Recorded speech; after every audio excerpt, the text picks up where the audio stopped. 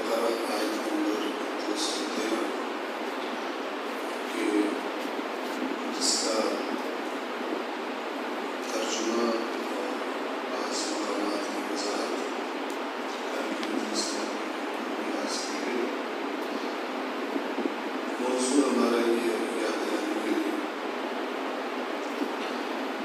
کہ اہم ترین چیزوں میں سے ایک چیز شناخت ہے، معرفت ہے۔ معرفت ایمان ضروری ہے۔ اگر معرفت ایمان نہیں ہوگی تو پھر ہو سکتا ہے کہ ایمان کے نام پر ایمان کے حقیقی راستے کی جگہ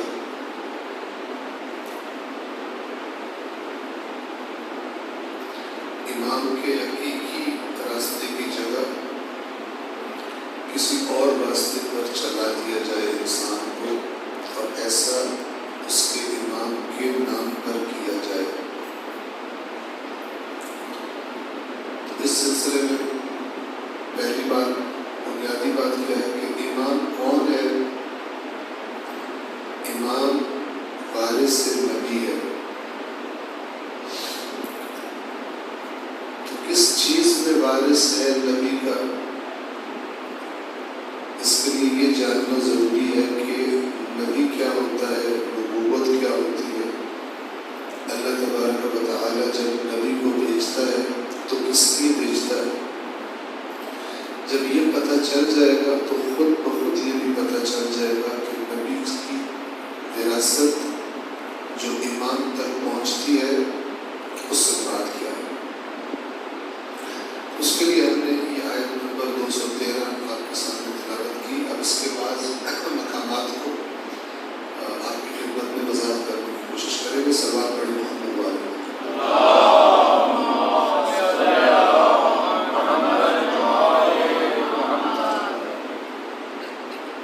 سب سے پہلی بات اللہ تعالیٰ اس آیت کریمہ میں فرما رہے کان الناس امۃ واحدہ، لوگ ایک امت تھے۔ ایک امت سے مراد ہے کہ اپنی اللہ تبارک و تعالیٰ کی طرف سے دی گئی صلاحیتوں کے اعتبار سے، اپنے اللہ کے قانون کے مطابق اپنے حقوق کے اعتبار سے اللہ نے انسانوں میں کوئی فرق نہیں کیا۔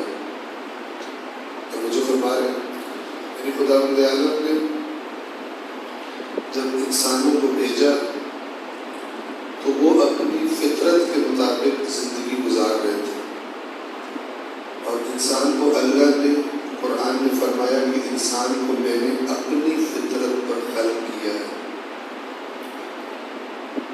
الفاظ یہ ہیں فطرت اللہ التی فطر الناس علیہا،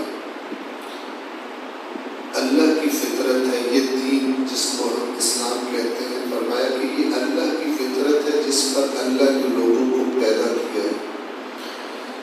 اور اس کی مثال یہ دی جاتی ہے سمجھانے کے لیے کہ اگر کوئی انسان اپنی ناجائز خواہشات اور ناجائز اہداف کو بیچ میں نہ لائے تو جیسے ہی نبی کا پیغام سنے گا، کیونکہ وہ اللہ کی فطرت پہ خلق ہوا ہے انسان، اس کی وہ فطرت نبی کی بات کی تائید کر دے گی، تصدیق کر دے گی، اس کی تائید کر دے گی۔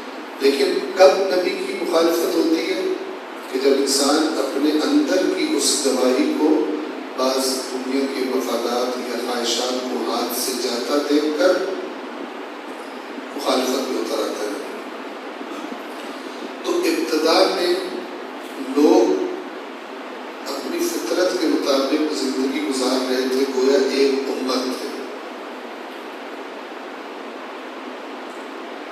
تو اللہ تبارک و تعالی نے جو جانتا تھا کہ آہستہ آہستہ اختلافات ہوں گے، لوگ ایک دوسرے پر ظلم کرنے شروع ہو جائیں گے، تو ان انسانوں کی رہنمائی کے لیے کیا کیا اللہ نے؟ فبعث اللہ النبیین، تو اللہ نے نبیوں کو مبعوث فرمایا۔ یہاں پر ایک نقطہ اور بھی سمجھ لیں کہ دنیا میں بہت سارے لوگ نبوت کا، آسمان سے آئی ہوئی ہدایت کا، جسے وحی کہتے ہیں، انکار کرتے ہیں، اور انکار کرتے ہوئے یہ بھی کہتے ہیں کہ وحی کے بغیر انسان کی جو بھی ضروریات ہیں، وحی کی ہدایت کے بغیر انسان اپنی عقل سے اپنی ضروریات کا، اپنی مشکلات کا حل تلاش کر سکتا ہے، اپنے لیے قانون بنا سکتا ہے، اپنے لیے نظام بنا سکتا ہے، نظام حکومت بنا سکتا ہے، نظام اقتصاد بنا سکتا ہے، نظام قانون بنا سکتا ہے، وغیرہ وغیرہ۔ سب کچھ انسان اپنی عقل سے خود کر سکتا ہے، لہٰذا اس کو دین کی ضرورت نہیں ہے، اللہ کی طرف سے آنے والی رہنمائی کی ضرورت نہیں ہے۔ یہ بات صحیح ہے یا غلط ہے؟ اگر یہ تسلیم کر لیں، توجہ کیجیے، اگر ہم اپنی عقل کو یہ بتائیں کہ صرف انسان کی زندگی یہی دنیا ہے، تو پھر شاید وہ کہے کہ اگر یہی دنیا ہے جو انسان نے پیدا ہونا اور مر جانا ہے اور اس کے بعد کچھ بھی نہیں ہے، شاید کہے کہ پھر بھی نہیں، پھر بھی عقل سے اگر آپ پوچھیں گے تو آپ کو جواب دیں گے کہ میں کافی نہیں ہوں، مجھے رہنمائی چاہیے، مجھے انفارمیشن چاہیے، مجھے معلومات چاہیے۔ لیکن میں پھر بھی کہہ رہا ہوں کہ شاید عقل کہے کہ آپ خود ہی گزارا کر لیں گے، یہاں پہ کسی اور اوپر سے رہنمائی کی ضرورت نہیں ہے۔ لیکن اگر عقل سے یہ کہا جائے، توجہ کریں، اگر عقل سے یہ کہا جائے، یعنی میں خود اپنے آپ سے کہوں، اپنی عقل سے کہوں کہ بات سن، صرف یہ دنیا نہیں ہے، ایک اور دنیا بھی ہے، جب یہاں مروں گا تو وہاں جانا ہے، حتیٰ کہ میں اتنا کہہ دوں کہ ہو سکتا ہے ایک اور دنیا ہو، اپنی عقل کی طرف جب میں یہ انفارمیشن بھیجوں گا اپنے اندر سے، تو وہ فوراً کیا کہے گی کہ اگر ایسا امکان ہے تو پھر اس کی انفارمیشن بھی مجھے لا کے دے، تاکہ میں تجھے اس دنیا اور اس دنیا دونوں کو نظر میں رکھ کے گائیڈ کروں، دونوں کو ذہن میں رکھ کے، عقل کے کہ میں دونوں کو اپنے سامنے رکھ کے تب تجھے گائیڈ کروں گی، تجھے کیا کرنا چاہیے اور کیا نہیں کرنا چاہیے۔ اب دو قسم کی عقلیں ہوگی، ایک عقل جسے صرف یہ کہا گیا کہ یہ دنیا ہے، اور دوسری عقل کے جسے یہ کہا گیا یا کم از کم کہا گیا ممکن ہے کہ اگلی دنیا بھی ہو۔ جیسے ہی آپ یہ بات کریں گے تو عقل ہے ایسی، بنی ایسی ہے، یہ کہے گی پھر اس کے بارے میں کچھ انفارمیشن دو، تاکہ پھر میں تمہیں یہ بتاؤں کہ تمہیں کس طرح یہ زندگی گزارنی ہے، اس دنیا کو مد نظر رکھ کر، اور اگر آپ کہیں کہ ہے ہی نہیں تو پھر اس دنیا کو مد نظر رکھ کر۔ مثال، ہمارے پاکستان میں اور دیگر ممالک میں جو ہمارے بچے اسکولس میں جاتے ہیں، کالجز میں جاتے ہیں، یونیورسٹیز میں جاتے ہیں، یہ سارا کا سارا تعلیمی نظام مجموعی طور پر، خاص طور پہ پروفیشنل جو جہاں پہ تعلیم ہوتی ہے، وہ نظام تعلیم بنانے والوں نے جو آ کر پڑھے گا اس کی اگلی لائف کو کنسیڈر کیا ہے اسے پلان کرنے میں، یا اگلی دنیا کی لائف کو کنسیڈر نہیں کیا؟ آپ سے سوال کیا کہیں، جو پڑھتے ہیں وہ بتائیں جی، کہ جب آپ کلاسز میں جاتے ہیں تو ان کلاسز میں جو کچھ آپ پڑھ رہے ہوتے ہیں اس میں آپ کی توجہ اگلی دنیا کی طرف نہیں کرائی جاتی کہ جو آپ پڑھ رہے ہیں اس کو بھی آگے لے کے، یا سارا کا سارا ہم و غم اسی دنیا میں جو آپ کو جاب کرنی ہے یا بزنس کرنا ہے، اسی دنیا کو کنسیڈر کر کے، اسی دنیا کو ذہن میں رکھ کے وہ سارا کچھ پلان ہوا، اسی دنیا کو، یعنی جن دماغوں نے بیٹھ کر یہ نظام تعلیم بنایا ہے، ان دماغوں نے آخرت کو، اگلے جہان کو لفٹ کروائی ہے یا نہیں کروائی؟ نہیں کروائی۔ اگر آپ یہ کہیں کہ اسلامیات کا سبجیکٹ تو ہے، وہ انہوں نے مسلمانوں کے شر سے بچنے کے لیے رکھا ہو کہ اگر کوئی کہے کہ یہ کیسا ایجوکیشن ہے جس میں دین ہے ہی کوئی، کیونکہ اسلامیات ہے نا، اسلامیات لازمی ہے، ٹھیک ہے، تو وہ مسلمانوں کے اس اعتبار سے شر سے بچنے کے لیے ان کو یہ لالیپاپ دے دیا کہ اسلامیات نام۔ لیکن جو دماغ تیار ہو رہا ہے اس ایجوکیشن سسٹم میں، چونکہ جس نے نظام بنایا ہے اس کا ہم و غم آخرت تھا ہی نہیں، بلکہ شاید زیادہ تر وہ برین ایسے تھے کہ جو اسی دنیا کو سب کچھ سمجھتے تھے۔ اور یہ میں بات آ گئی ہے تو آپ کو اشارہ کر دوں، توجہ فرمائیے گا، ایک سوال پڑھ لیجیے محمد والا۔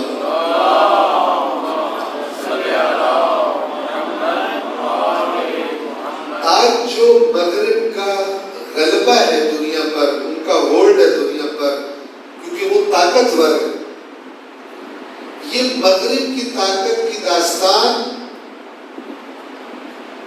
رینوسانس اور انڈسٹریل ریولوشن، جو کہ صنعتی انقلاب کہا جاتا ہے، فن کی اور علم کی یورپ میں مغرب میں اٹھان،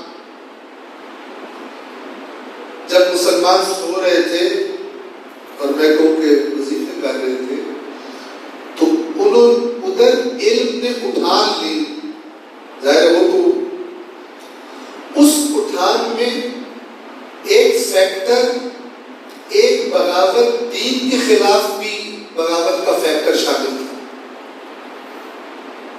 توجہ سے سنیے، ویسٹ، کیونکہ وہ لوگ جو وہاں اپنے آپ کو دین کا نمائندہ کہتے تھے، نہ صرف یہ کہ ترقی کا سبب نہیں تھے، بلکہ بعض معاملات میں علم کی تحقیقات کے راستے میں آگے کھڑے ہو جاتے تھے۔ ایک مشہور داستان ہے، آپ نے سب نے سنی ہوگی،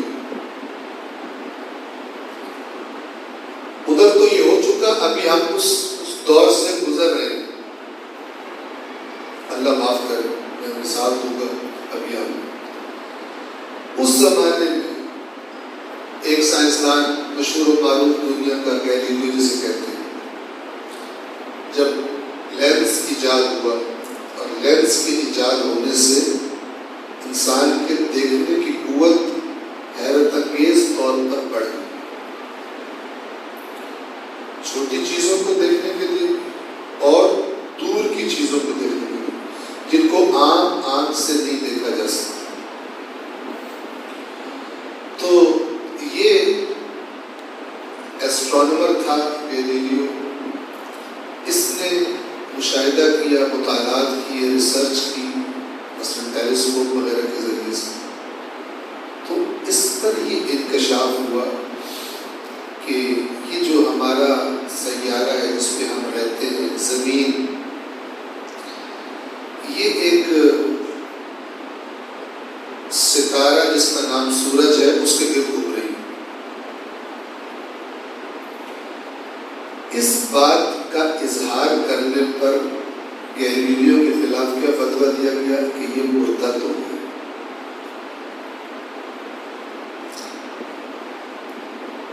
جن کا شعبہ ہی نہیں تھا اپنے آپ کو علماء کہنے والے کا، دین کے ٹھیکیدار بننے والوں کا، انہوں نے اپنے شعبے سے، یعنی اپنی اوقات سے، یا تو تم اتنے اچھے ہوتے کہ تم جو دین کے نمائندے ہو، ہر علمی میدان میں تم ہی لیڈ کر رہے ہوتے، حوصلہ افزائی کرتے، ریسرچ کی تحقیقات۔ انہوں نے، یہ بہت بڑا آدمی ہے آپ کی خدمت میں جو آج کل یاد رکھیں، انہوں نے یہ وہ بات بتا رہا ہوں کہ جس کی سزا آج تک دنیا بھگت رہی ہے، کیونکہ آج دنیا پہ وہ لوگ، وہ فکر مسلط ہے کہ جس فکر کے اندر دین سے بغاوت ایک حصہ ہے، ایک بنیاد ہے، اور وہ فکر یہ کہتی ہے کہ دین پسماندگی کا دوسرا نام، دین جہالت کا دوسرا نام،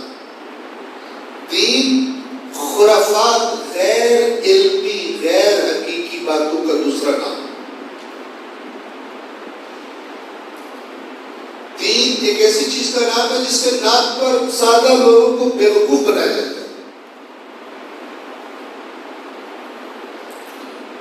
لوگوں کو بیوقوف بناتے ہیں. ہو جاتے ہیں جناب کہ جناب مولانا صاحب تو یہ اللہ کے نمائندے ہیں, اللہ کے دین کے, کہتے میرا یہ مسئلہ ہے. وہ کہتے ہیں بکرا لے آؤ, بکرا میرے پاس چھوڑ دے, مسئلہ انشاءاللہ. وہ مہینے بعد آتا ہے, مسئلہ حل نہیں, کہتا ہے ایک اور بکرا لے. بجائے یہ کہ کہہ کے جو پہلا بکرا تھا اس نے اپنا رزلٹ نہیں دیا, کہتا ہے ایک اور بکرا لیا, تیری نیت میں تو تیرا مسئلہ تھا, اب تو کوئی نہ کوئی چیز کر دیتا. بغاوت ہوئی جب چرچ کے خلاف ویسٹ میں, تو اس کے اسباب اس قسم کی چیزیں تھیں. کیونکہ کلیسا کے جو حاکم تھا, جن کے پاس گورنمنٹ تھی, حکومت تھی, ان کے جو رسمی قانونی عقائد تھے, یعنی وہ عقیدہ پیش کرتے تھے اور کہتے تھے یہ قانون ہے, جو اس کو نہیں ماننے کا مرتد ہے. جیسے آج کل کے فرقہ پرستوں میں سے کسی ایک کو حکومت مل جائے, اللہ نہ کرے کبھی ملے, کسی فرقہ پرست ذہنیت کے مالک کو, خواہ وہ شیعہ ہو, خواہ وہ بریلوی ہو, خواہ دیوبندی, خواہ اہل حدیث, اللہ کبھی نہ دے. کیونکہ یہ دوسروں کے ساتھ وہ ظلم کریں گے جن کی پرورش فرقہ پرست ذہنیت کی ہوئی. دوسروں کا وہ اشر کریں گے جتنے کا بس چلا کہ دنیا کے لیے اسلام کو عبرت بنا دیں.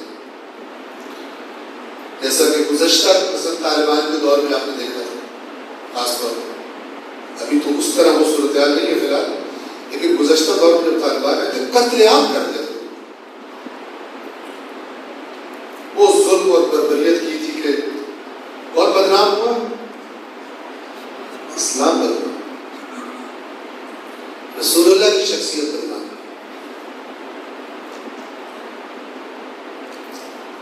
اگر پچھلا والا جو طریقہ تھا وہ صحیح تھا تو پھر اب بھی وہی اسلام ہونا چاہیے تھا. اب طریقہ بدلا ہوا کیوں؟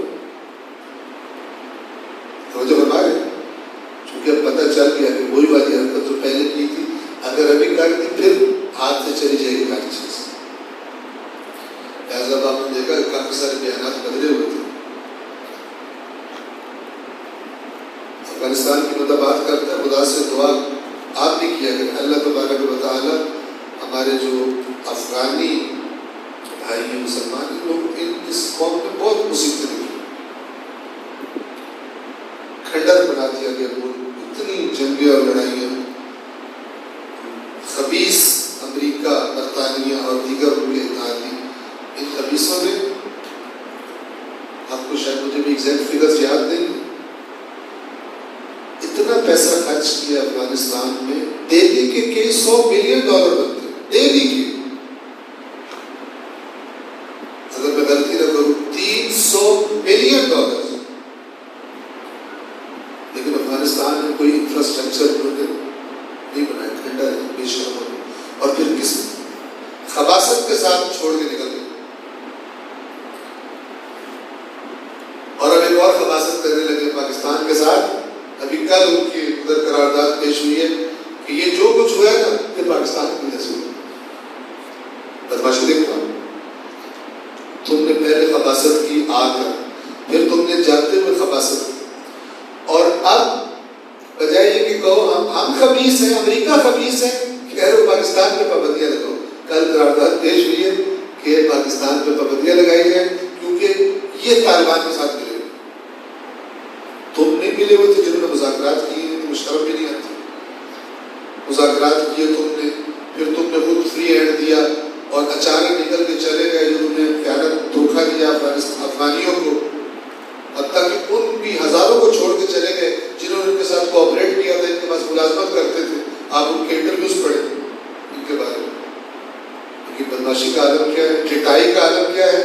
ابھی کل انہوں نے قرارداد پیش کی ہے کہ پاکستان پہ پابندیاں لگنی چاہیے, اور پاکستان کے حکمرانوں کو اللہ توفیق دے اور صاحبان اقتدار کو کہ بالآخر ذلت کی زندگی سے زندگی بہت بہتر ہے. یہ تو کچھ نہیں ہوگا. قرآن مجید کہتا ہے وَلَن تَرْضَىٰ عَنْكَ الْيَهُودُ وَلَا النَّصَارَىٰ حَتَّىٰ تَتَّبِعَ مِلَّتَهُمْ.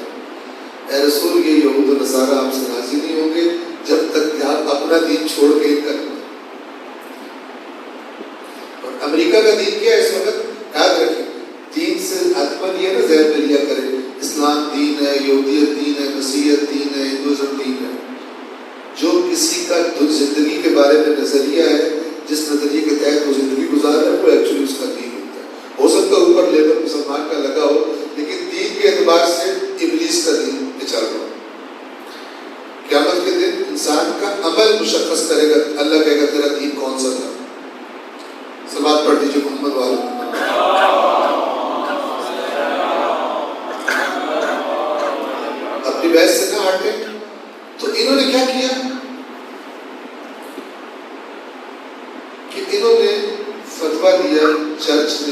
کہ جناب گیلیلیو دین سے خارج ہو گیا، مرتد ہو گیا۔ کیوں مرتد ہو گیا؟ اس لیے ہمارے عقیدے کے خلاف اس نے فتویٰ دے دیا۔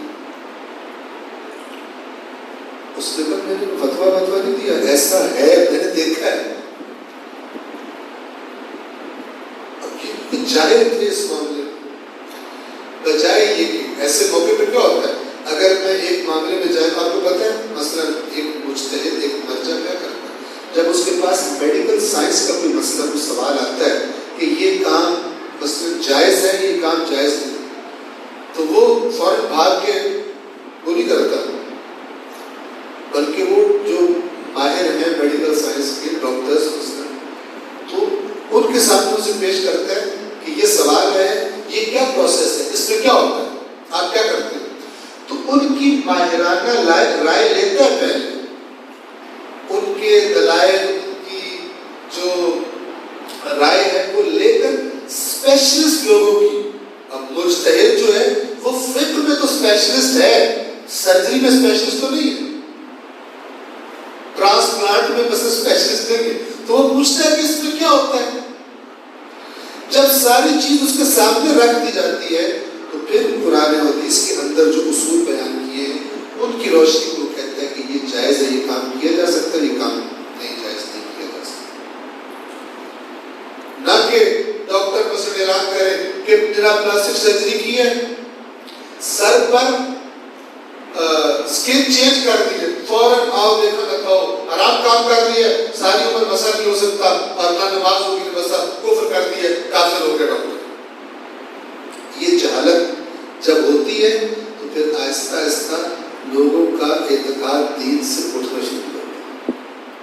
یہ یورپ میں ہوا، اور اس بغاوت کے بعد جو صاحبان اقتدار بنے، جو اس ریولوشن کو لیڈ کر رہے تھے، آپ خود سوچیں ان کے دماغ دین کو امپورٹنس دینے والے تھے یا دین سے باغی تھے؟ دین سے باغی تھے۔ اور اس وقت سے لے کے آج تک دنیا کی بڑی بڑی یونیورسٹیاں جو ہے، مثلا آپ آکسفورڈ لیں، کیمبرج لیں، ہارورڈ، جتنی بڑی یونیورسٹیاں جو اس وقت دنیا کو لیڈ کر رہی ہیں، نظریات دے رہی ہیں یا سائنس اور ٹیکنالوجی میں آگے، وہاں پر جو مینٹیلٹی، جو ذہنیت غالب ہے وہ ضد دین ہے، ضد دین، اینٹی ریلیجن، خدا کوئی نہیں ہے، اللہ کوئی نہیں ہے۔ اگر کوئی اعتقاد رکھنا بھی چاہتا ہے تو اس کو پرسنلی رکھے، لیکن اجتماعی سطح پر دین کی بات کی بیس پر کوئی چیز علمی چیز کے طور پر تسلیم نہیں کی جائے۔ آپ تھیسس لکھیں سوشل سائنسز میں ہیں، آپ ان کو ریفرنس دیں، اللہ تعالیٰ قرآن میں فرماتا ہے کہ اٹھا کے لے جو اپنا نظریہ بھی اور اپنا قرآن بھی، کیا ہمارے سامنے لے کر آ گئے۔ ہاں آپ لکھیں گے فلانے مغربی فلاسفر نے یہ کہا، فلانے اس نے یہ کہا، کہ بڑی علمی بات ہے۔ آپ کہیں گے رسول پاک نے فرمایا، لے کے جو پہلے بہت گرافی ہو چکے۔ یہ جو دنیا کے لیڈنگ ادارے ہیں ان میں وہ چیزیں کہ جو انسانوں کی زندگی کے لیے، وہ سبجیکٹس جو انسانوں کی زندگی کے لیے نظریات دیتے ہیں، وہاں دین کی جگہ نہ ہونے کے برابر ہے۔ اس کا سبب میں نے بیان کر دیا۔ اچھا، جیسے گیلیلیو کے خلاف فتویٰ دیا گیا، وہ تو بالکل نئی بات تھی۔ پہلی دفعہ کسی نے کہا تھا زمین گھومتی ہے سورج کی طرف، اور چرچ والے کہتے تھے کہ سورج زمین ایک جگہ پر ہے، باقی سب چیزیں گھوم رہی ہیں۔ اور اللہ تعالیٰ کے فضل و کرم سے تو نہیں کہنا چاہیے، اس کو الٹا کریں، ٹھیک ہے، کہ آج ہمارے مسلمانوں میں، ہمارے ملک میں ایسے لوگ ہیں کہ جس سے مثلا مولانا سے بچہ سوال کرتا ہے کہ زمین گھوم رہی، کہتے ہیں نہیں، اب کس کو بتایا، خرافات ہے، فلاں نے ہمارے حضرت نے ثابت کیا ہے، کہتے ہیں 100 دلیل دی ہے کہ زمین حرکت میں نہیں ہے، زمین ساکن ہے، باقی سب کچھ گھوم رہا ہے۔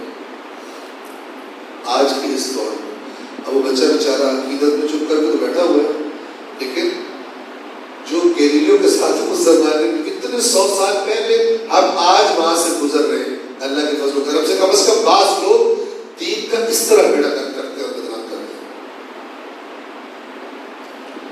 تمہارا بات ادھر چلی گئی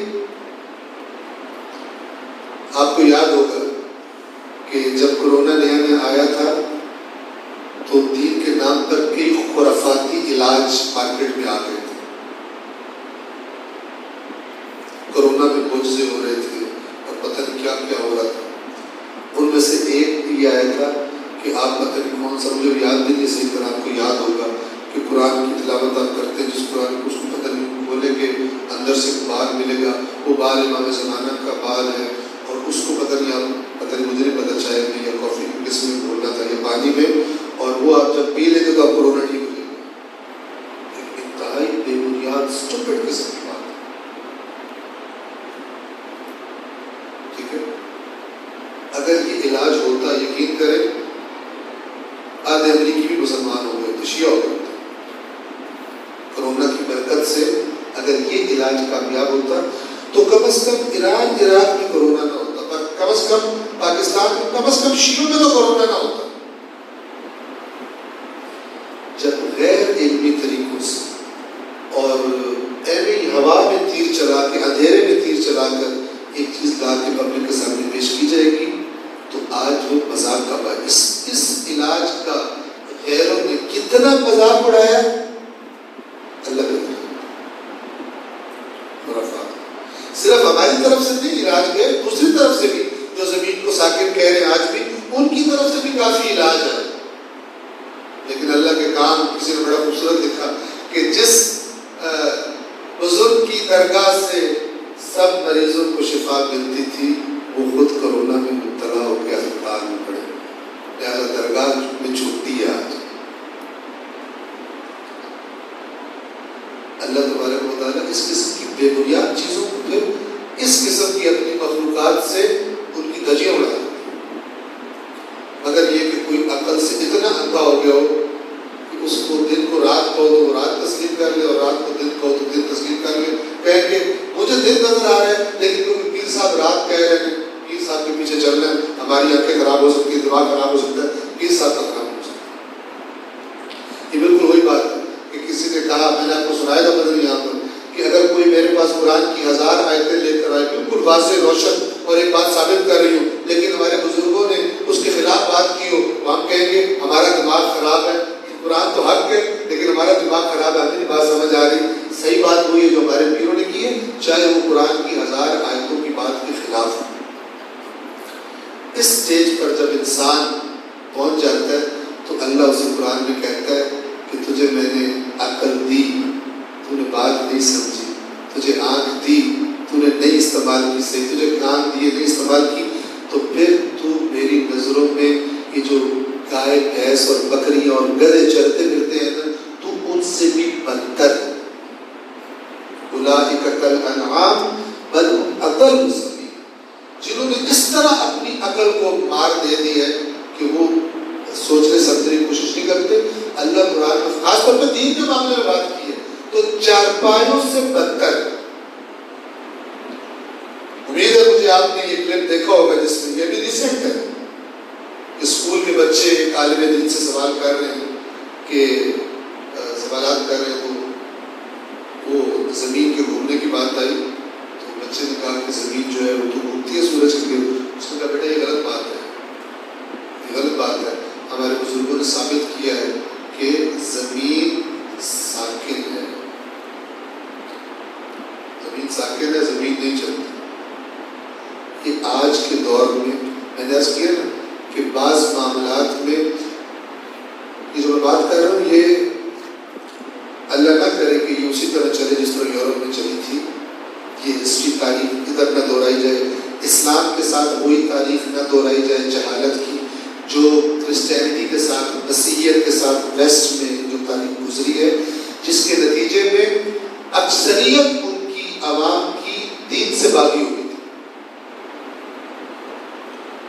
اگر ہم نے اپنے دین کو عاقلانہ طریقے سے آئندہ نسل کے سامنے پیش نہ کیا تو جن اداروں میں آپ انہیں پڑھا رہے ہیں، یاد رکھیں ان اداروں کی ایک بڑی خصوصیت اسٹوڈنٹس کے اندر سے دین کی جڑیں کاٹنا ہے۔ آپ کو پتا ہو یا آپ کو پتا نہ ہو، اسی پاکستان کے اندر، میری مراد یہ نہیں ہے کہ جو بچوں کو یورپ بھیج رہے ہیں، اسی پاکستان کے اندر جو ٹاپ کے ادارے، یونیورسٹیز اور کالجز ہیں، ان میں سب سے زیادہ یہ حرکت وہاں پہ ہوئی۔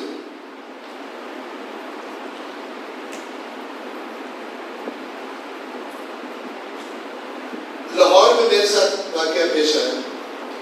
ایک چھوٹی بچی نے مجھ سے سوال کیا کہ ہماری ٹیچر نے کہا ہے، توجہ کریں، ہماری ٹیچر نے کہا ہے، مسلمان ٹیچر نے ہمیں پڑھایا ہے کہ یہ جو قوم لوط تھی، یہ جو حرکت کرتے تھے، یہ بالکل کوئی غلط کام نہیں تھا اور اس کی وجہ سے نہیں عذاب ہوا تھا.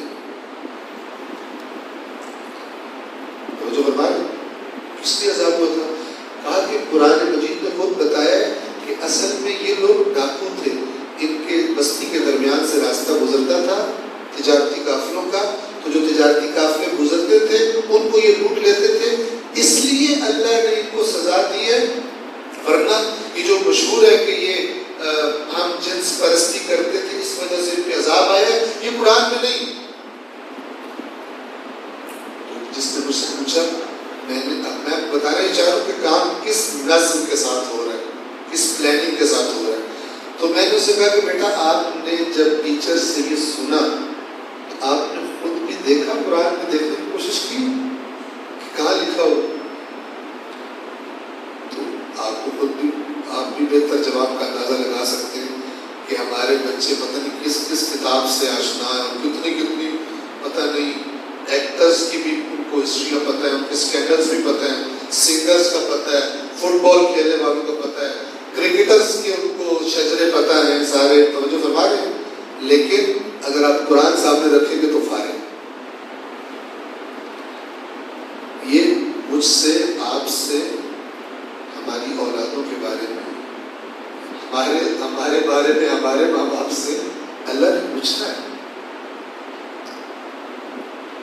انما اموالکم و اولادکم فتنہ، تمہارے جو مال ہم نے تمہیں دیے ہیں اور تمہاری اولادیں جو ہم نے تمہیں دی ہیں، یہ فتنہ ہے. فتنہ ہے، یہ آزمائش ہے تمہاری. اس کو آزمائش کے طور پہ دیکھو. تم کس نگاہ سے دیکھ رہے ہو؟ ہماری نگاہ ہی چیزوں کو دیکھنے کا جو ہمارا اینگل ہے وہی وہ اینگل نہیں ہے جو اللہ نے کہا ہے. مثلا جو بندہ اپنے بیوی بچوں کے لیے دوسروں کا حق مار لیتا ہے، یہ کبھی نہیں آزمائش سمجھ. اس کا نظریہ کیا ہے؟ ان کو کھلانا ہے چاہے دوسروں کو بھوکا مارنا، ان کی جائیداد بنانی ہے، ان کے ہر ایک کے الگ الگ گھر بنانے ہیں چاہے دوسروں کے گھر چھینو. ایسے لوگ ہیں وہ کس نگاہ سے دیکھتے ہیں مال کو اور اولاد کو؟ مال کس لیے ہے؟ موج مستی کرنے کے لیے. آیا قرآن نے اس اینگل سے مال کو دیکھنا ہے؟ قرآن کا کانسیپٹ ہے انما اموالکم و اولادکم، تمہارے مال اور تمہاری اولادیں تمہاری آزمائش. یا ایھا الذین آمنوا لا تلہکم اموالکم ولا اولادکم عن ذکر اللہ، اے ایمان والو تمہارے مال اور تمہاری اولاد کہیں تمہیں اللہ کی یاد سے غافل نہ کر دے. ومن یفعل ذلک فاولئک هم الخاسرون، جس نے بھی یہ حرکت کی وہ خسارہ اٹھائے گا. اللہ پہلے نہ ادھر بھول گئے اللہ کو تو کیا سب کچھ بھول گئے. بلکہ اللہ یاد کب آتا ہے؟ جب یہ کام کرتے کرتے کوئی مسئلہ پھنس جائے. یا اللہ یہ والا مسئلہ حل کرا. اللہ سے پھر بھی پوچھتے تو کیا چاہتا ہے؟ یہ والا مسئلہ حل کرا دے. ایک سلوات پڑھیے محمد والے.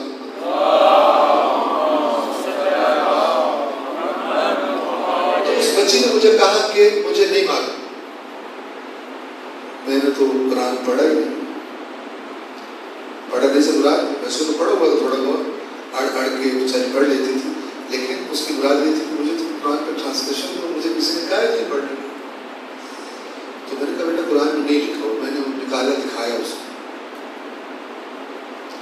یہ ایک پڑھو. اس کے کچھ عرصہ بعد دوسرا بھی لاہور میں مسئلہ پیش آیا. اس کا مطلب یہ نہیں کہ راولپنڈی میں نہیں ہے. آپ سب کا سانس لے کے شکر ہے سارے لاہور میں مسائل ہو رہے ہیں. ٹھیک ہے نا؟ ہر جگہ ہی لاہور ہے، بے فکر ہے. تو میں نے ایک درس قرآن میں لاہور میں ایک مسجد میں درس قرآن میں نے یہ بات کوٹ کی، بتائی، نقل کی. تو جب درس ختم ہوا تو ایک 8ویں جماعت کا بچہ میرے پاس آ گیا. آپ چیک کریے، جو بچی تھی یہ بڑی تھی، یہ یونیورسٹی میں پڑھتی، کالج میں پڑھتی تھی، لیکن یہ بچہ 8ویں جماعت کا. یہ میرے پاس آیا اور کہتا ہے کہ آغا جی جو آپ نے بات کی ہے نا، ہمارے ٹیچر نے بھی بالکل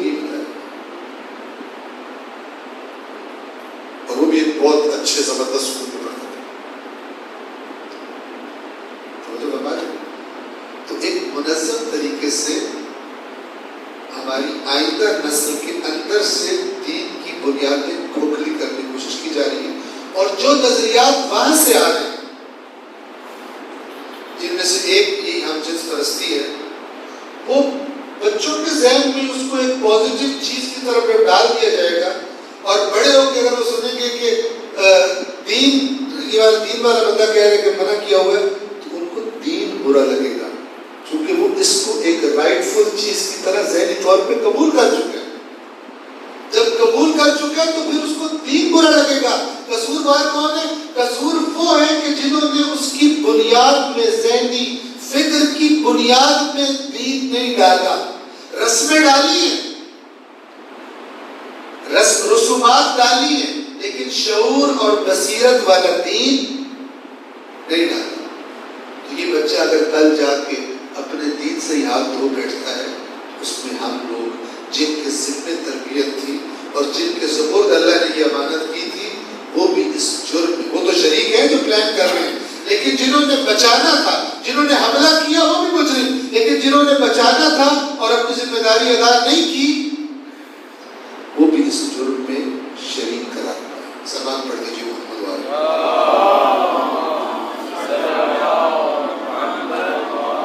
یہ ہماری بات کہاں سے اس سمجھ چلی گئی تھی کہ آیا عقل انسان اس کے سارے مسائل کے حل کے لیے، اس کی ساری ضروریات مہیا کرنے کے لیے انسانی عقل انسان کے لیے کافی ہے یا کافی؟ تو میں نے عرض کیا کہ اگر ہم عقل سے یہ کہیں کہ یہی دنیا ہے تو شاید مان بھی جائے، لیکن اگر ہم اسے کہیں کہ نہیں ایک اور دنیا بھی ہے، تو کہیں کہ اس دنیا کی تو انفارمیشن مجھے دے رہے ہو، اس دنیا کی بھی دو دے تاکہ میں تمہیں بتاؤں کیا کرنا چاہیے۔ آپ پتہ ہے عقل کیا کام کرتی ہے؟ عقل کو انفارمیشن آپ دیتے ہیں، وہ پھر اینالائز کر کے ڈیسیژن لینے میں آپ کی ہیلپ، وہ اپنا فیصلہ سناتی ہے کہ اس طرح کرو، لیکن انفارمیشن آپ نے دینی ہوتی ہے۔ توجہ فرمائیں، کچھ صلاحیتیں، کچھ چیزوں کی تشخیص اللہ تبارک و تعالی نے عقل کے اندر ہی رکھ دی ہے،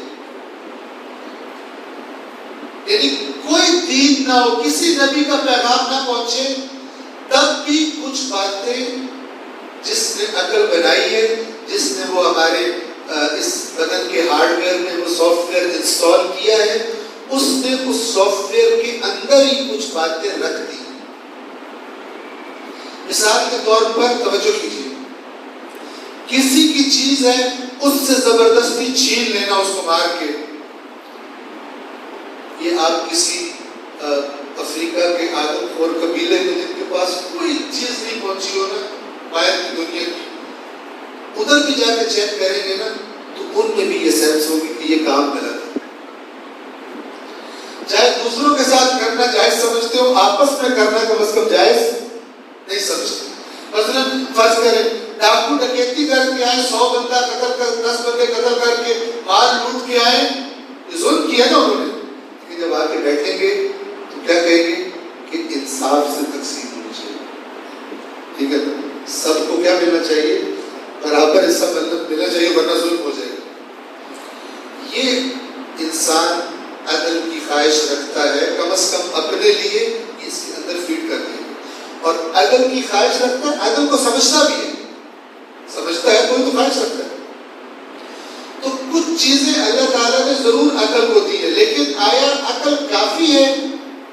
اگر آپ اپنی عقل سے پوچھیں گے، ایمانداری سے سکھیں گے، مجھے بتا کہ تو ساری میری ضروریات پوری کر سکتی ہے، اگلی دنیا بھی اگر اس کی بھی کر سکتی ہے، تو آپ کو جواب ملے گا کہ میں کافی نہیں ہوں۔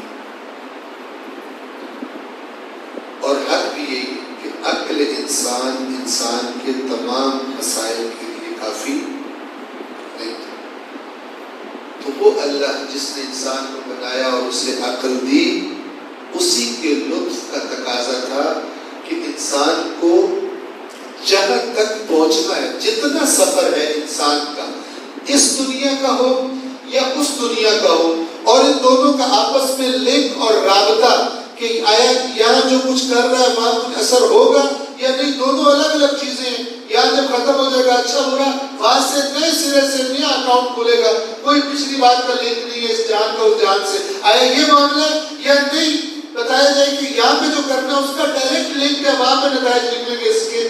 یہ اللہ کے لطف کا تقاضا تھا، اس کے کرم کا تقاضا تھا کہ جن انسانوں نے اس دنیا میں بھی جانا ہے ان کو اس دنیا کے بارے میں بھی گائیڈ کرے کہ جس کے بارے میں یہ کہا گیا کہ وہ اپنی دنیا ہے. صلوات پڑھیے محمد والے.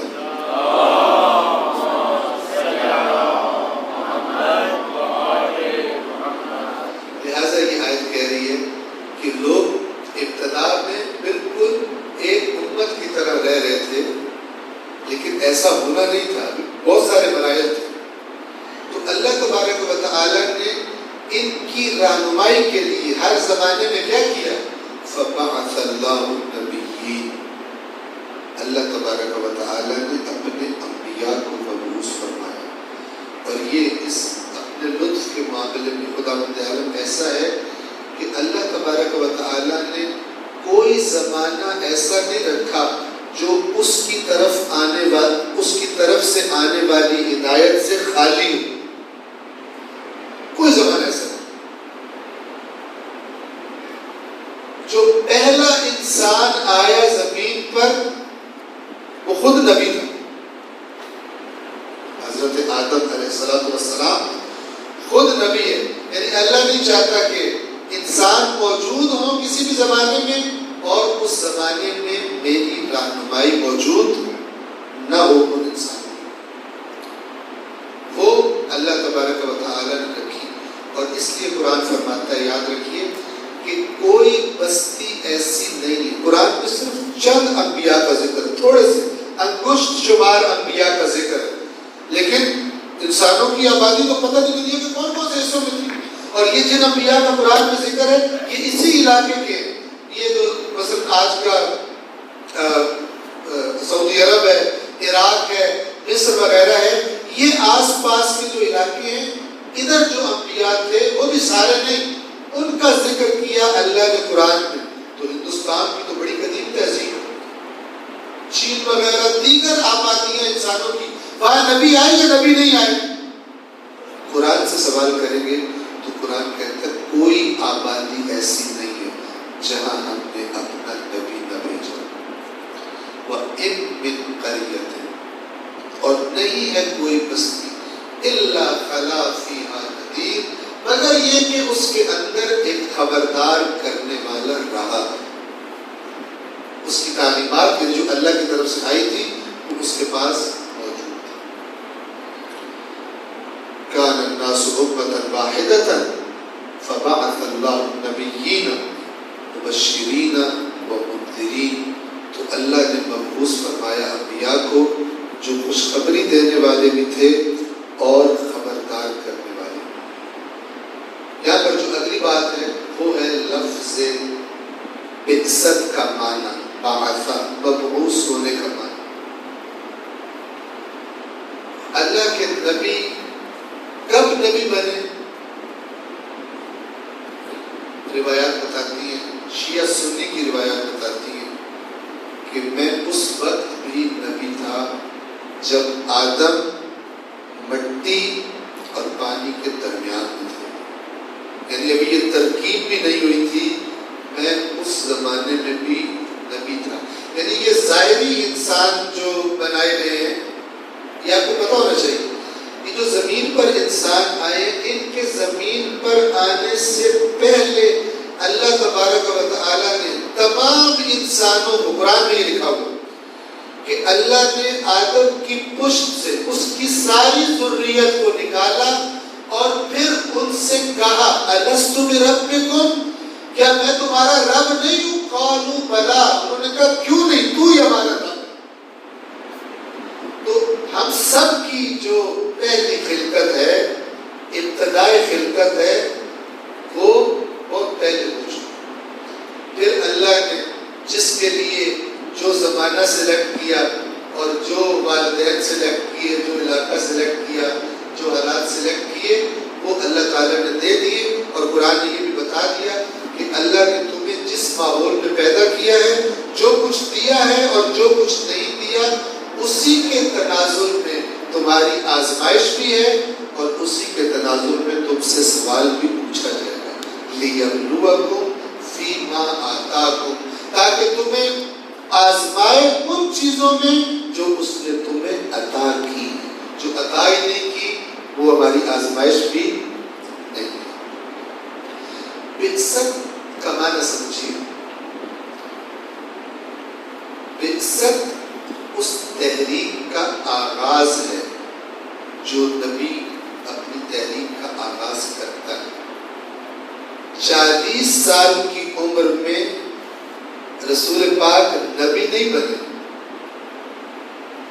40 سال کی عمر میں مبعوث ہوئے. کیا فرق ہے؟ فرق یہ کہ 40 سال اگر آپ رسول اللہ کی زندگی کو مکے میں دیکھیں، اسلام کی تبلیغ کرتے تھے؟ جی نہیں کرتے. کوئی اسلام کا نام ہی نہیں لیا اللہ کے رسول. پہلی دفعہ کب دعوت دی ہے؟ جب 40 سال کی عمر میں پہلی دفعہ حکم ملا اللہ کی طرف سے. وہ بھی سٹیپ بائی سٹیپ. پہلے فرمایا وَأَنذِرْ عَشِيرَتَكَ الْأَقْرَبِينَ، اپنے قریبی رشتہ داروں کو خبردار کیجیے. اور پھر بعد میں فرمایا فَاصْدَعْ بِمَا تُؤْمَرُ، جو آپ کو حکم دیا گیا ہے ڈٹ کے اس کا اعلان کر دیجیے. وَأَعْرِضْ عَنِ الْمُشْرِكِينَ، اور مشرکین سے کنارہ کشی اختیار کر لیجیے. توجہ کریں، اس بات کو سمجھ لیں. یہ 40 سال اللہ کے رسول نے کسی کو دعوت اسلام نہیں، کیونکہ ذمہ داری اللہ نے دی نہیں تھی. لیکن اس کا مطلب یہ نہیں ہے کہ خدا نخواستہ کسی غلط چیز میں انوالو ہوئے کبھی. اتنی پاکیزہ اور شفاف زندگی گزاری ہے رسول اللہ نے کہ بعد میں جب مکے والے مخالف بھی بن گئے تھے، کسی نے کبھی یہ انگلی نہیں اٹھائی کہ تو نے جو پہلی زندگی ہمارے درمیان گزاری ہے اس میں تو نے یہ غلط کام کیا. اتنی شفاف زندگی ہے. جو انہوں نے تہمتیں بھی لگائی ہیں رسول اللہ پر، وہ بھی دین کے بارے میں تہمتیں لگائی. اگر کہا ہے جھوٹا تو دین کی وجہ سے جھوٹا کہا ہے، ورنہ پہلے کیا کہتے تھے؟ دین سے پہلے کیا کہتے تھے؟ صادق. آپ اسی میں توجہ کریں کہ رسول اللہ اس جھوٹوں سے بھرے ہوئے معاشرے میں کیا لقب دیا ہے ان کو؟ صادق. کنہوں نے؟ جن میں سے اکثر جھوٹے. جھوٹ بولنا مسئلہ ہی نہیں ان کے لیے، امانت میں خیانت مسئلہ ہی نہیں ان کے لیے. لیکن یہ شخصیت ایسی ان کے سامنے ہے، کہتے ہیں یہ صادق. دشمن بھی کہتا ہے اگر امانت رکھنی ہے اس کے پاس رکھو. اور وہ بھی اتنا بڑا امانت دار کہ حتیٰ کہ جب قتل کا پلان بنایا مکہ والوں نے اور رات کو چھپ کے نکل رہے اللہ کے حکم سے، تب بھی اپنے پیچھے بولا کو کہہ کے جا رہے ہیں امانتیں یہ جو میرے قتل کے پلان میں ہیں، ان کی کچھ امانتیں میرے پاس ہیں، آپ نے یہ امانتیں ان کو واپس کر کے دی. بس یہ سارا احترام تھا اس پچھلے 40 سال کی شخصیت. صادق ہے، امین ہے. اگر کوئی جھگڑا ہو گیا مکے والوں میں، فیصلہ کس نے کرنا ہے؟ محمد امین کو بلاؤ، محمد صادق کو بلاؤ، اس سے فیصلہ کرواؤ، وہ بھی فیصلہ کرے گا. ان چیزوں میں مشہور تھے رسول اللہ. کئی دفعہ یہ کوشش ضرور کی تھی کہ مکے کے مثلاً بیواؤں مسکینوں کے لیے مکے کے جوانوں کے ساتھ مل کر کوئی تھوڑا بہت کام، کوئی تحریک شروع کی جائے. لیکن جسے اسلام کہتے ہیں اس کی طرف دعوت کب شروع ہوئی ہے؟ جب اللہ تبارک و تعالی نے فرمایا بسم اللہ الرحمن الرحیم اقرأ باسم ربک الذی خلق خلق الانسان من علق اقرأ وربک الاکرم الذی علم بالقلم علم الانسان ما لم یعلم. یہ جب آیات اتری وہاں سے گویا کہ رسول اللہ کو ڈیوٹی سپورٹ کی گئی کہ آغاز کیجئے اپنے اس اسلام کے انقلاب کی تحریک کا. اس اٹھان کو، اس تحریک کے آغاز کو عربی زبان میں بعثت کہا جاتا ہے، اور اسی کو کہتے ہیں اللہ تعالیٰ نے نبی کو مبعوث فرمایا. لفظ کا معنی لغوی ڈکشنری میننگ بھی سن لیجئے. اس کا معنی بعثت کا معنی کیا ہے؟ بعثہ کا معنی کیا ہے؟ کہ کوئی چیز رکی ہوئی ہو، اس میں کوئی حرکت نہ ہو، ساکن ہو اور پھر وہ حرکت میں آ جائے. سکون کے بعد حرکت میں آنے کو بعثت کہتے ہیں. اگر کوئی سویا ہوا اٹھ کھڑا ہو، اس کے لیے بھی یہ لفظ استعمال ہوتا ہے. قیامت کے دن جب مردوں کو اٹھایا جائے گا، اسی وجہ سے اللہ نے قرآن میں قیامت کے دن کو یوم البعث کہا ہے، اٹھ کھڑے ہونے کا دن. جو مر گئے تھے، زمین کے اندر دفن ہو چکے تھے، ان کے دوبارہ اٹھنے کا دن. اسی طرح ایک اور معنی کہ جب کوئی انسان غفلت میں رہ رہا ہو، کچھ بھی نہ ہو، کوئی حرکت نہ ہو، جیسے معاشرہ چل رہا ہے ویسے چل رہا ہو، اچانک کوئی آ کے اس کو جگا دے اور کہے یہ جدھر دریا بہ رہا ہے تو نے ادھر نہیں جانا، ادھر دلدل ہے، ختم ہو جائے گا، اس دریا کے خلاف چل. جب وہ بیدار ہو کے اور جو روٹین میں زندگی گزار رہا تھا اس سے ہٹ کر اپنی منزل کا تعین کر کے ادھر حرکت شروع کرتا ہے، چاہے وہ پورے معاشرے کی حرکت کے خلاف حرکت ہو، اس سٹارٹ کو کہتے ہیں بعثت. اور نبی کی بعثت کیا ہوتی ہے کہ اللہ تعالیٰ نبی کو بھڑکا دیتا ہے اور نبی سے کہتا ہے کہ تو نے یہ جو معاشرہ جس میں تو زندگی گزار رہا ہے، اس پورے معاشرے کو تو نے بدلنا ہے، اس کے رسم و رواج بدلنے ہیں، اس کی ویلیوز بدلنی ہے، اس پورے معاشرے کو ایک نیا معاشرہ تو نے بنا دینا. اس ذمہ داری کو جب نبی کے سپرد کیا جاتا ہے، اسے کہا جاتا ہے عربی زبان میں، قرآن کی زبان میں، والذی بعث فی الأمیین رسولا. وہ ذات ہے جس نے ایک رسول کو ان ان پڑھوں میں، ان جاہلوں میں بعث مبعوث فرمایا. جو مبعوث ہوتا ہے وہ بیٹھتا نہیں ہے، یہ نہیں ہوتا جیسے آج کل بعض لوگوں کے ذہنوں میں تصور ہے. بس میری آج کی رائے یہاں پر تمام جو بعض لوگوں کے ذہنوں میں تصور ہے، کیا تصور ہے؟ سمجھتے ہیں کہ رسول جو ہوتا ہے وہ ذرا بڑے لیول کا مولانا ہوتا ہے، کیونکہ اسلام کی نمائندگی کہاں سے سیکھی ہے؟ مولانا صاحب کو دیکھ دیتے ہیں. سمجھتے ہیں کہ نبی بھی ایسا نہیں ہوگا، ذرا تھوڑا ان سے ذرا بہتر پڑھو گے. ایسا نہیں ہوتا. اب طاہر مولانا کی بات نہیں کر رہا، لیکن وہ کہ جو ذمہ داری بنتی ہے وہ ادا نہیں کرتے. بالکل کیا ہے، ایک سائڈ پہ بیٹھا ہوا ہے، کوئی امر بالمعروف نہیں ہے، کوئی نہی عن المنکر نہیں ہے، معاشرے میں کیا خرابیاں ہو رہی ہیں اسے پرواہ کوئی نہیں ہے. کہتا ہے یاد پر آؤ، گناہوں کی معافی مانگو، ان پہ نیازیں کرو، نظر کرو، یہ کرو، رسومات ادا کرو. باہر معاشرے کا بیڑا غرق ہو جائے، تمہاری آئندہ نسل جو ہے اس کو تعلیمی ادارے تباہ کر دیں، پاکستان پورا کرپشن سے بھر جائے. ہمیں کیا، یہاں پر آؤ، یہاں سے جنت کی ٹکٹ لو، باہر جا کے سبق کرو. یہ نبی کا وارث نہیں ہے، یہ نبی کی تحریک کو آگے لے کے چلنے والا نہیں ہے.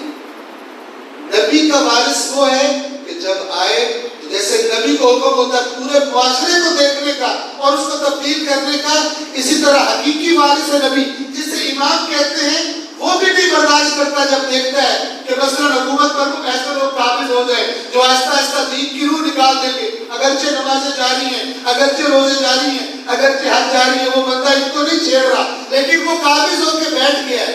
لوگوں کو سمجھ آئے نہ آئے، جس کو نبی سمجھ میں آیا ہوتا ہے اور جو نبی کا وارث ہوتا ہے، باقی سب بیٹھے رہے اور سمجھتے رہے کہ دین کو کچھ بھی نہیں ہو رہا، ہماری مسجدیں تو آباد ہیں، ہمارے رسومات تو چل رہی ہیں. لیکن نبی کا وارث پریشان ہوتا ہے، وہ دیکھ رہا ہوتا ہے کہ یہ جن کو کہہ رہے ہیں کہ ہمارے پاس ہماری رسمیں چل رہی ہیں، عبادات چل رہی ہیں، در حقیقت ان کو پتہ نہیں ہے کہ کس تباہی کی، دین کی تباہی کی بنیاد رکھ دی گئی ہے.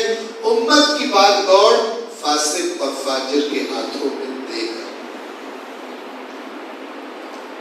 کتنا امپورٹنٹ ہے کہ ہمارا فہم دین ہمیں بتائے گا کہ دین کا تقاضا صرف یہی ہے کہ ایک عبادت کی چند رسومات ادا کر دیجیے، کام کر دیجیے، یا نہیں، دین کا تقاضا پورے معاشرے کی اصلاح کا تقاضا ہے.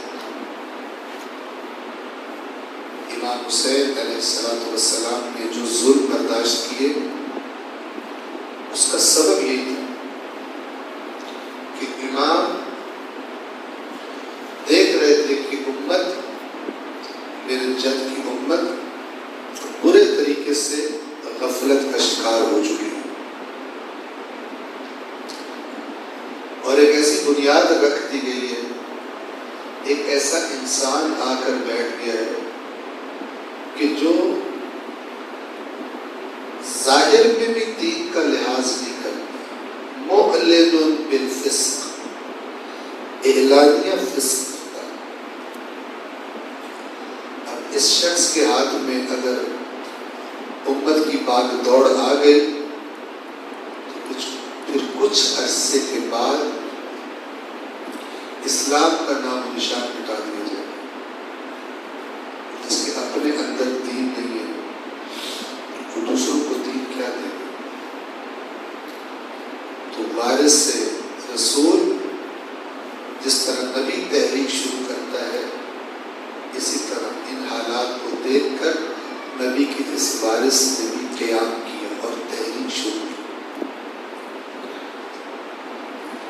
لیکن امت نے اس تحریک کا ساتھ نہ دیا اور نواسہ رسول اپنے بچوں کے ساتھ۔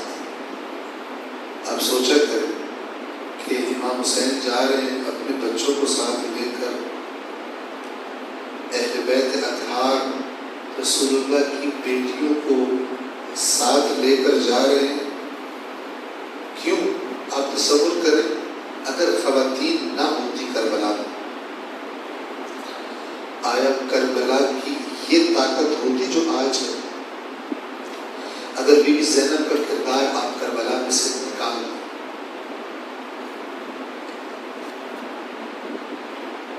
یہ جو کربلا کی آج شکل ہے اور ہم تک پہنچی ہے، ہرگز اس طرح نہیں پہنچ سکتی۔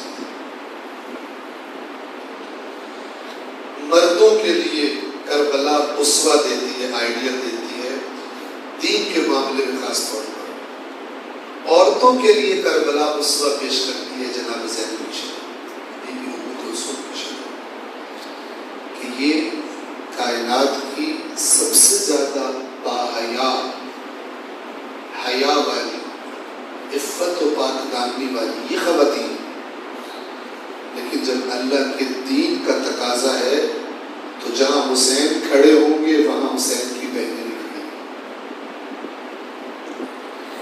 یہ وہ ایام ہیں، آج 22 صفر ہے، آپ کی خدمت میں عرض کروں، ایک دو جملے بس بولوں گا، صرف اگر آپ اپنے تصور کو لے کر جائیں گے جو میں عرض کرنے لگا ہوں تو انشاءاللہ آنکھوں میں آنسو آنے کے لیے اور اس عبادت کے لیے یہ کافی۔ ان ایام میں یہ وہ ایام ہیں کہ جب اہل بیت کا قافلہ کربلا بھی آئے ہیں، لیکن کربلا کے بعد اپنے وطن مدینہ کی طرف جا رہے ہیں، اور انہی ایام میں گویا کہ آہستہ آہستہ مدینہ قریب آ رہا ہے۔ اب آپ کی خدمت میں عرض کروں کہ آپ نے دیکھا ہوگا بہت سارے لوگ آج ہمارے زمانے میں پہلے بھی روزی وغیرہ کمانے کے لیے، کمائی کرنے کے لیے بعض اوقات اپنا شہر چھوڑ کر کسی دور شہر چلے جاتے ہیں، بعض اوقات اپنا ملک چھوڑ کر دوسرے ملک میں چلے جاتے ہیں۔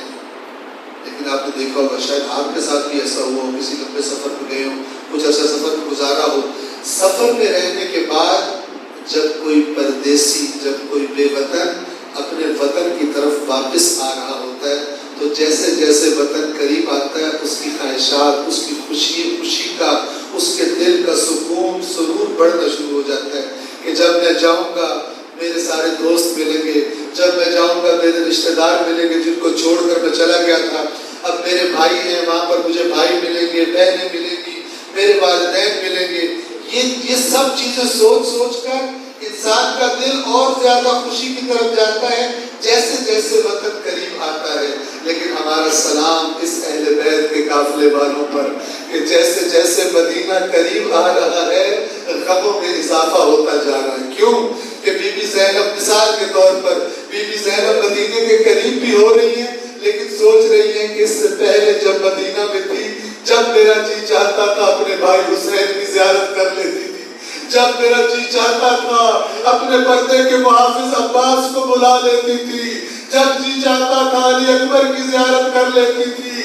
آپ کو معلوم ہے عزادارو، شہزادہ علی اکبر اور ابو الفضل العباس یہ دونوں اس قدر حسین تھے، قمر بنی ہاشم کا لقب تھا، اس قدر حسین تھے کہ جب یہ دونوں شہزادے کبھی اکٹھے مدینہ کے بازار میں نکلتے تو لوگوں کو خرید و فروخت بھول جاتی، ان کو دیکھنے لگتے اور آپس میں باتیں کرتے اور کہتے کہ کوئی بتائے ان دونوں میں سے کون زیادہ خوبصورت ہے، اور کوئی بتا نہیں سکتا تھا۔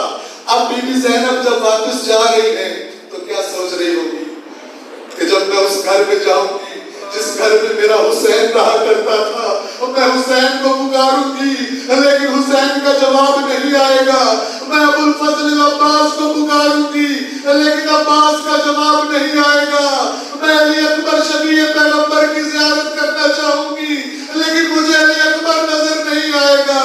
آزادار و مقاتل نے لکھا کہ جب بی بی مدینہ میں داخل ہوئی، مدینہ کی عورتوں نے بی بی سے کہا کہ آئیے اپنے گھر تشریف لائیے، لیکن بی بی زینب نے فرمایا پہلے گھر نہیں جاؤں گی، پہلے اپنے نانا کی قبر پر جاؤں گی اور اپنے نانا کو جا کر بتاؤں گی کہ جس امت کو آپ نے ہمارے احترام کی وصیت کی تھی، آپ کی اس امت نے آپ کی بیٹیوں کو بے مکنا و چادر بازاروں میں اور درباروں میں پھرایا ہے۔